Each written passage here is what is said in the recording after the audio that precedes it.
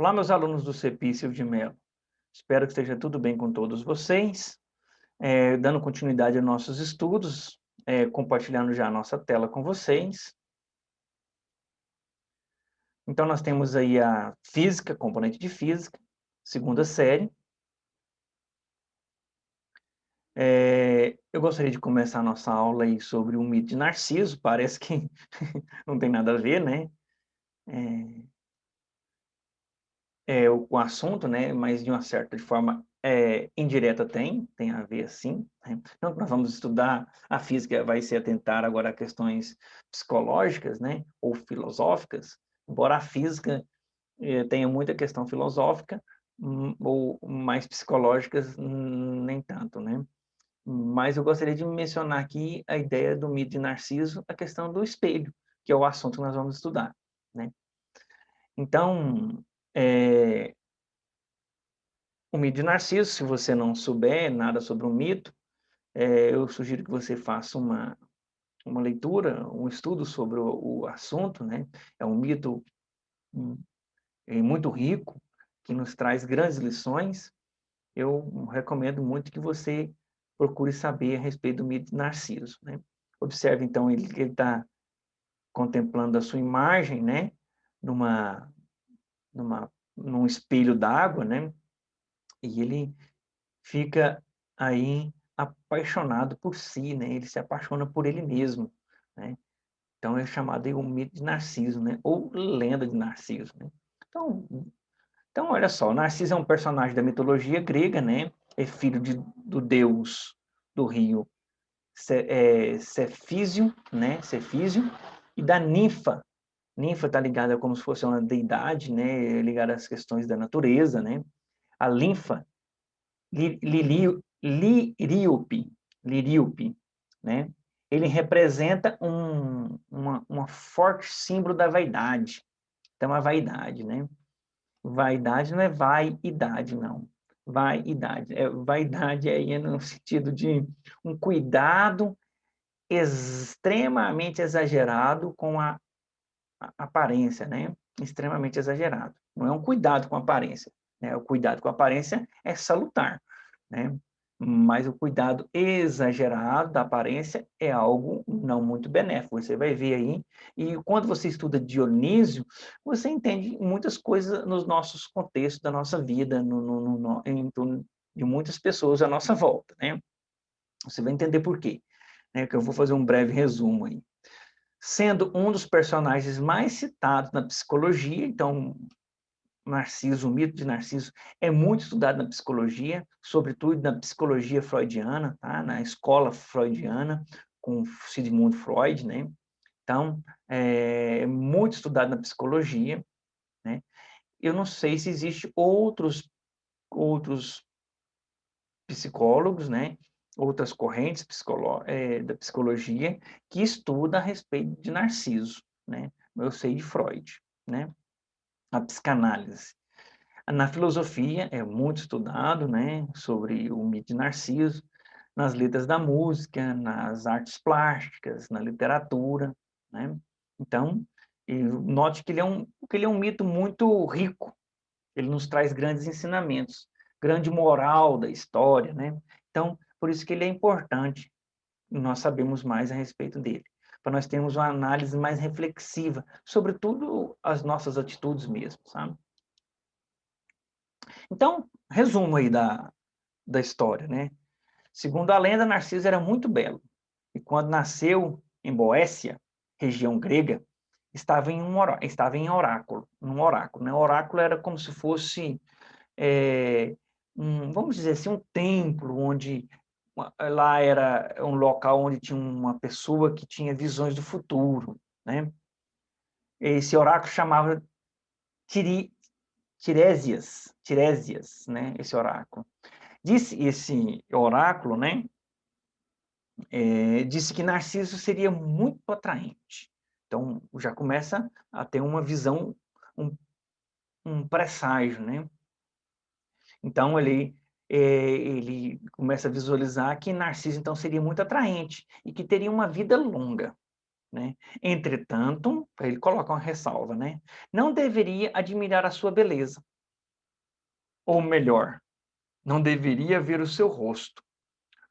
Se ele viesse a ver o seu rosto, isso seria uma maldição na sua vida, né? Então, observa que ele seria muito belo, seria muito atraente, né? E, porém, ele não poderia ver o seu rosto, porque se um dia ele viesse a ver o seu rosto, o que ia acontecer com ele? Isso ia ser uma maldição na sua vida. Então, Narciso despertava aí a beleza de homens e mulheres.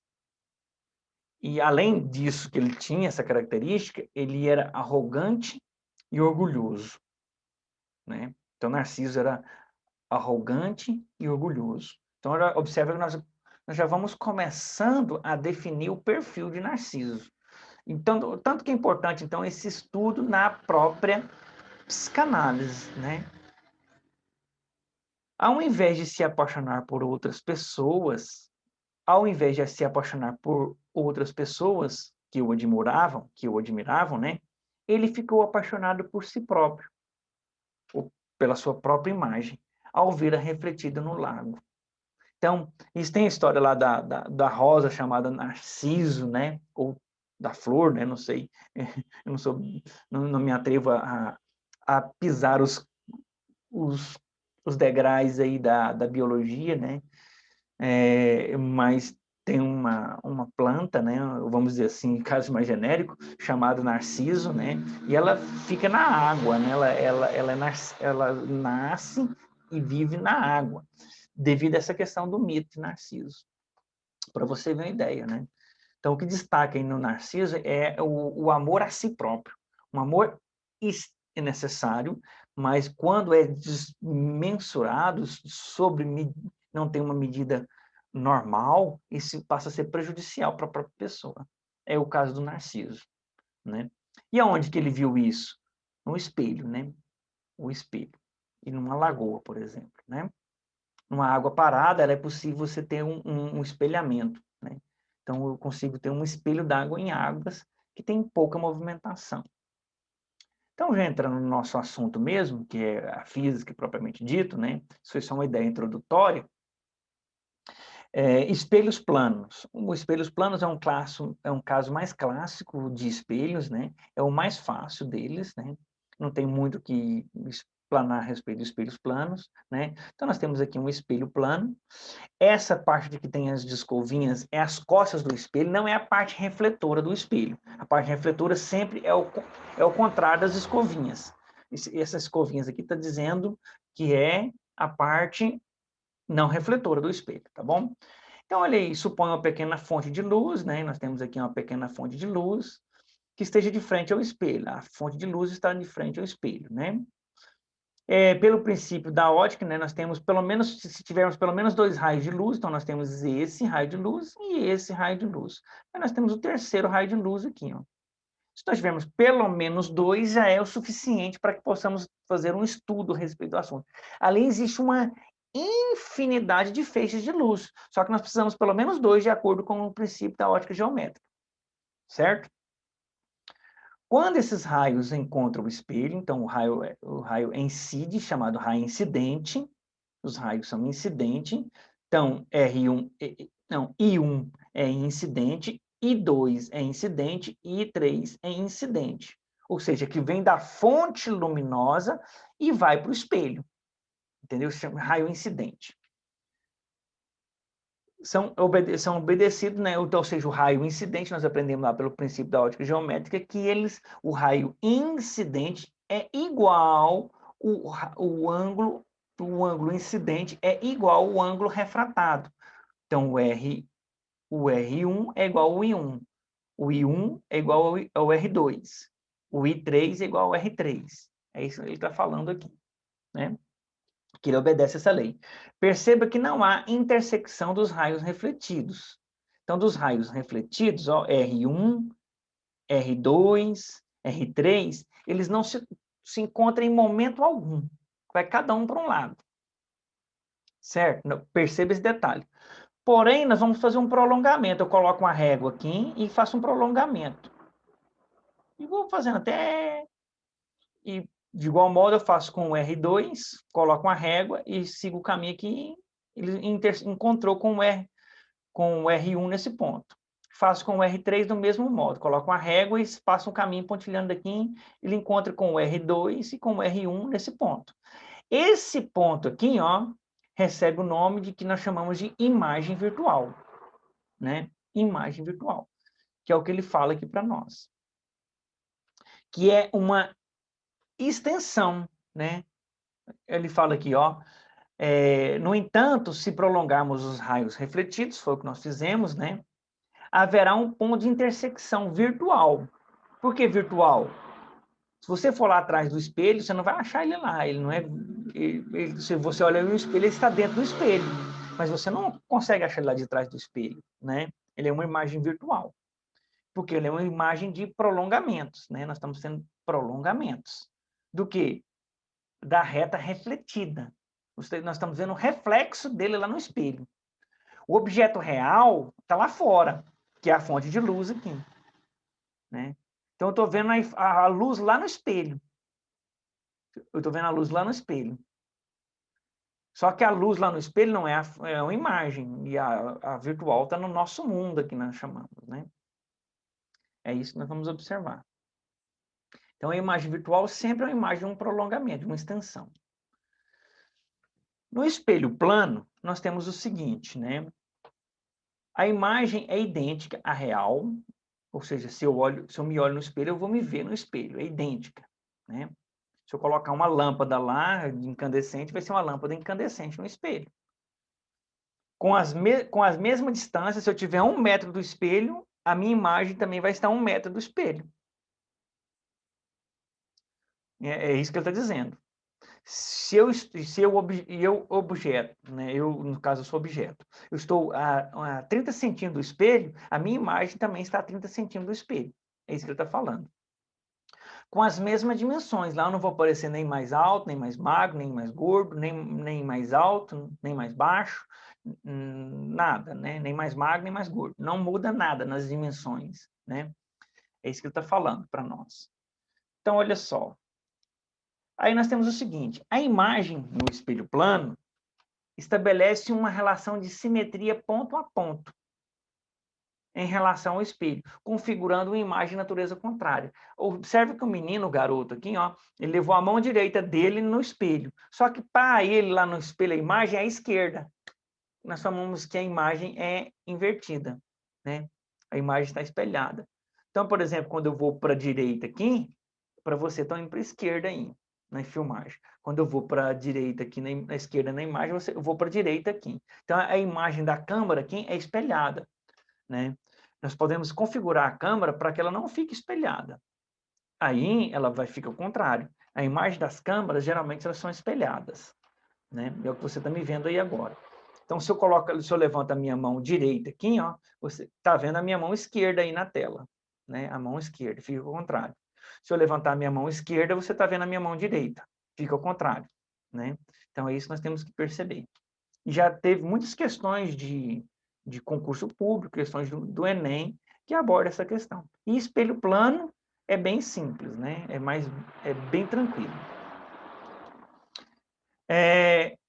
Campo visual. O que nós chamamos de campo visual? Campo visual, então, é a região que pode ser vista pelo observador. Então, tudo que o observador pode ver é denominado, então, de campo visual. Ele pode ver pelo fenômeno da reflexão, né? Aí, tudo que eu consigo observar é chamado de campo visual, né? Campo visual do espelho, tá bom?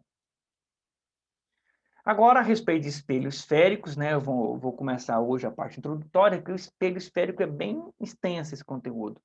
Eu achei que daria para falar todo ele hoje, fechar esse capítulo, né? De espelho, mas eu vi que ficaria bastante longo.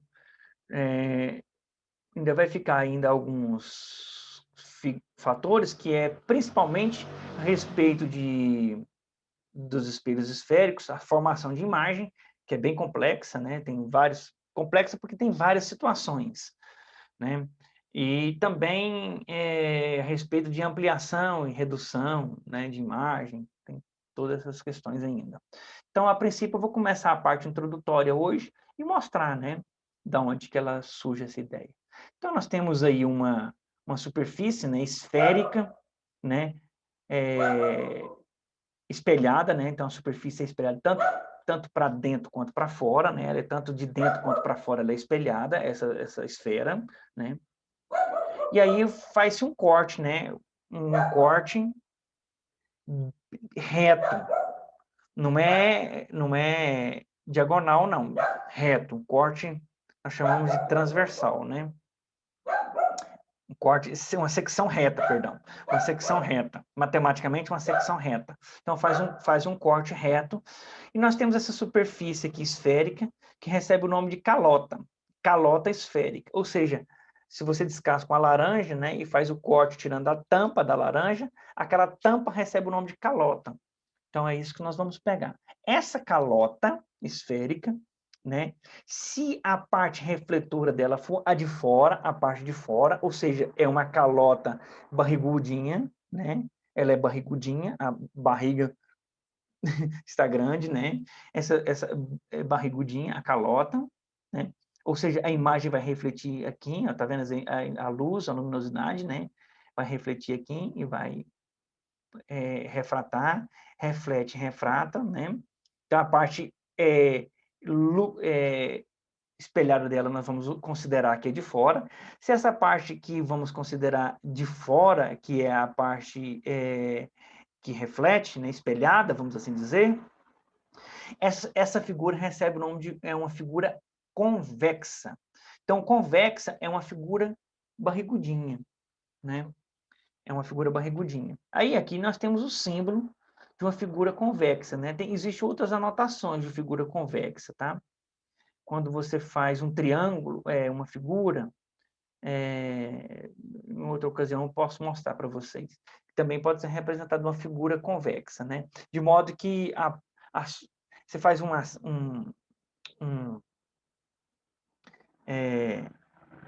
deixa eu só verificar aqui se eu consigo uma anotação. Deixa eu só verificar aqui se eu consigo. Então, olha só, vamos supor que eu posso ter assim também, ó.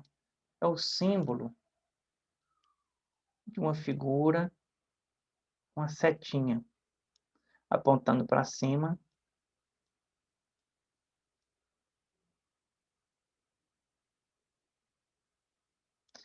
Ou seja, é um triângulo apontando para cima, um triângulo apontando para baixo.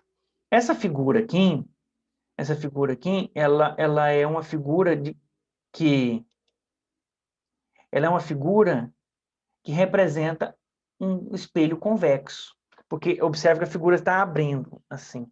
Pode ser um espelho ou pode ser uma lente também, tá? Depois nós vamos estudar a respeito de lente. Basicamente, nós vamos usar a mesma ideia, tá? No caso de lente, também nós temos lentes esféricas e lentes planas, né? Se é esférica, nós temos as convexas e as côncavas, né? Então, é a mesma ideia. Então, posso ter assim, ou seja, uma barrinha, né, na vertical, né, que aponta para cima e para baixo. Isso significa que é uma figura convexa. Por quê, professor? Porque ela tende a fazer isso aqui, né? Deixa eu só ver aqui, ó, completando aqui. Ela tende a ter essa barriguinha aqui, ó. É isso que ela está falando, né? Aqui, ó.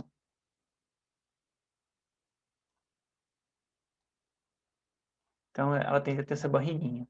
Só que ele não precisa desenhar essa barriguinha, né? Porque se for desenhar, fica mal feito, igual eu acabei desenhando aqui, né?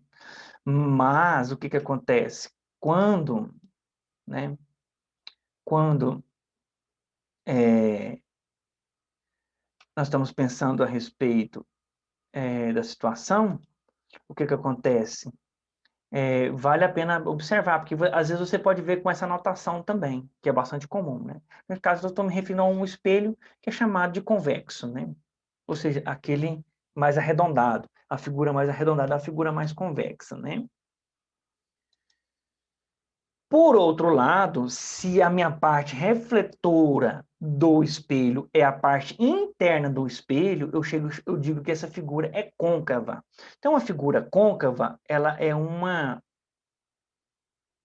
a parte interna dela, então, é uma figura, então, com a barriguinha agora, ela não tem a barriguinha avantajada, né? Ela tem uma barriguinha, então, negativa agora, é uma figura atlética, né? Então, o que acontece com ela agora?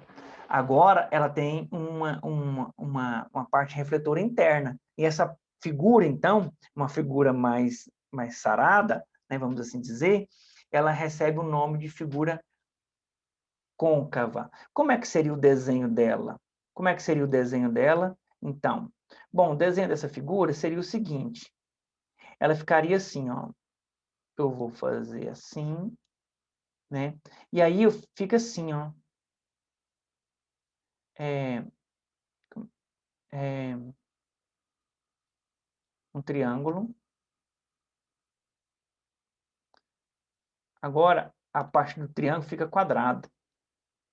Aqui, ó, não é pontinha.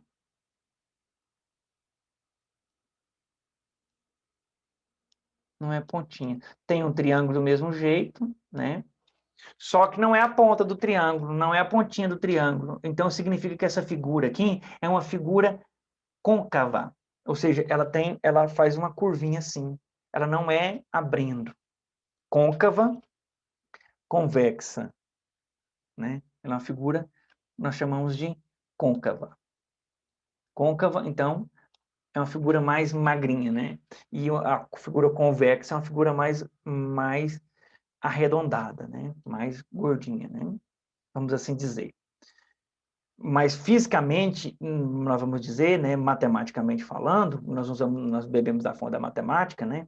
Nós dizemos côncava ou convexa. Eu não posso usar magro ou fino ou gordo, não posso utilizar isso, né, para representar. Mas eu falo que côncava é a mais só para te memorizar mesmo, didático, né, mais gordinha, né? Não, convexa é a mais gordinha e a côncava a mais magrinha, né? Eu percebi assim de forma didática, tá bom? Avançando aí nos nossos estudos. Em espelhos esféricos, eu vou destacar os elementos dessa figura, né? Então, nós temos aqui o centro de curvatura, tá? Centro de curvatura. Do centro de curvatura ao vértice é o raio da circunferência. Observa que nós temos, se você fizer o prolongamento aqui, ó, você tem a, a circunferência, né? Se você fizer o prolongamento aqui, você tem a circunferência que compõe, que é originado pelo solo de revolução lá, que é um círculo rotacionado. Aí nós geramos uma esfera, né? Nós geramos uma esfera. Então, uma esfera é um sólido de revolução, que eu tenho um círculo, né? Um círculo e ele rotacionou. Quando ele rotaciona né, em torno de um determinado eixo, né? Quando ele gira, então, o sólido de revolução, ele ele gera uma esfera. E essa esfera, então, o centro de curvatura ao vértice é o raio da figura, é o raio do espelho, né? É o mesmo raio da superfície esférica. Então, o ponto C aqui é o ponto chamado de centro de curvatura. O V é o vértice mesmo. O que é o vértice? É o ponto que corresponde a um polo da calota, né?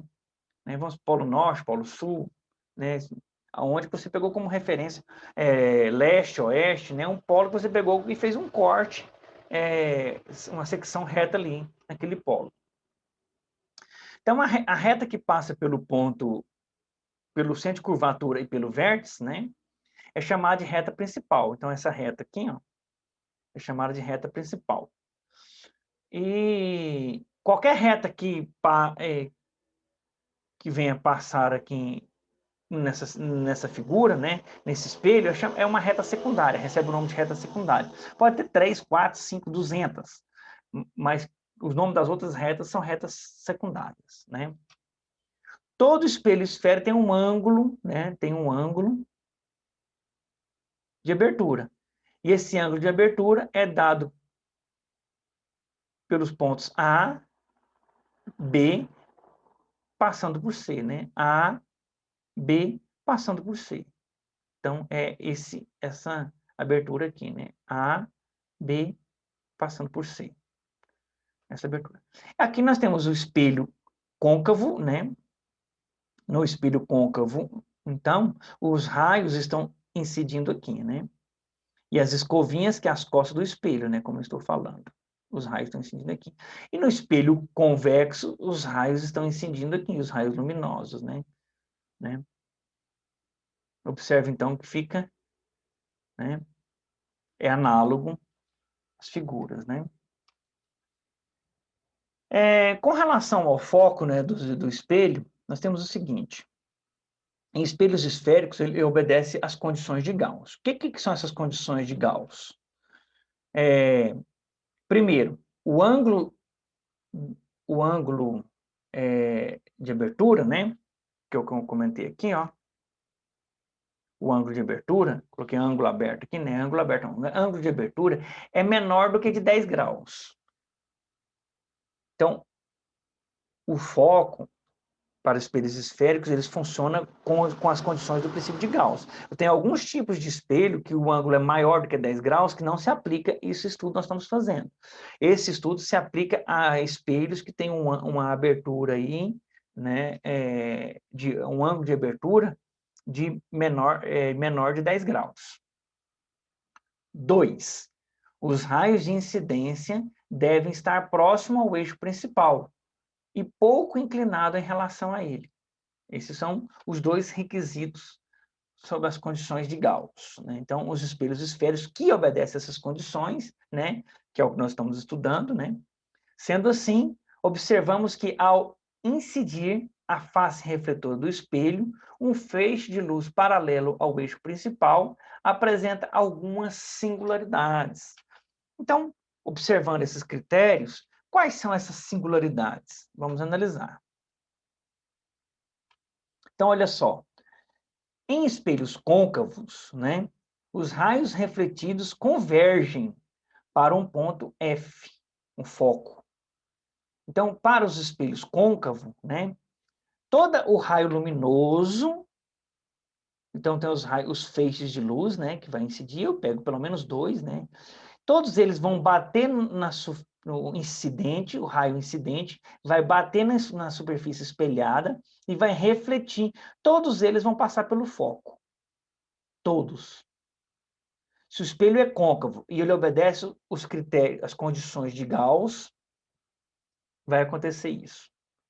Todo raio incidente, ele vai refletir, ele incide e reflete passando pelo foco, se o espelho é côncavo. Nós chamamos que esse tipo de lente, ele é convergente. Tudo converge para quê? Para o foco. Então, a lente côncava é uma lente convergente. Ele converge todas as luzes para o foco. De maneira contrária, né, os espelhos convexos, os raios refletidos, parecem divergir de um mesmo foco. Então, eles divergem do mesmo foco. Ao invés dele incidir sobre o foco, eles divergem. O que vai acontecer? O raio de luz bate na parte espelhada e vai refletir. O raio de luz bate na parte espelhada, incide, o raio de luz incidente, e refrata.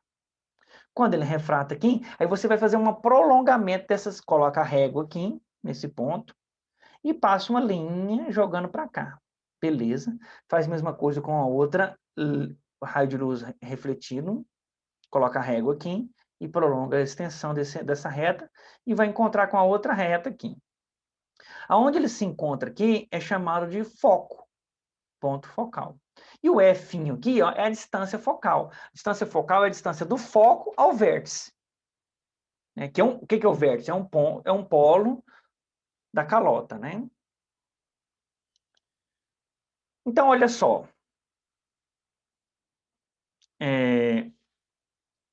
Vou deixar aí para vocês, né, nas considerações finais, aula 72, né, como tarefa. Vocês vão responder as questões 2, 4 e 6 São questões pares, né? Do nosso livro-texto, páginas 169 e 170. Após a sua resolução, né, não deixe de marcar como tarefa devolvida lá no Google Sala de Aula, tá? Para que eu possa averiguar, né, como vocês, se vocês fizeram. Não precisa postar a foto, tá? Pode deixar no seu caderno, só faça e marque como fez. Se for necessário, se eu achar conveniente, eu posso pedir na imagem. Aí você pode talvez me mandar no privado ou WhatsApp. Mas, na maioria dos casos, eu não vou cobrar a imagem, porque eu já sei do problema que está apresentando, tá bom? Mas se eu achar conveniente, eu posso solicitar, porque em alguns casos a gente precisa, havendo dúvida, né, que o aluno possa ter feito atividade, eu posso ter que pedir que ele comprove, tá bom? É uma prerrogativa do professor, né? No mais, meus alunos, eu me coloco à disposição de vocês no horário da sua aula, do REAMP, né, do Regime Especial de Aulas Não Presenciais, para esclarecer qualquer dúvida que você possa ter. Muito obrigado e bons estudos.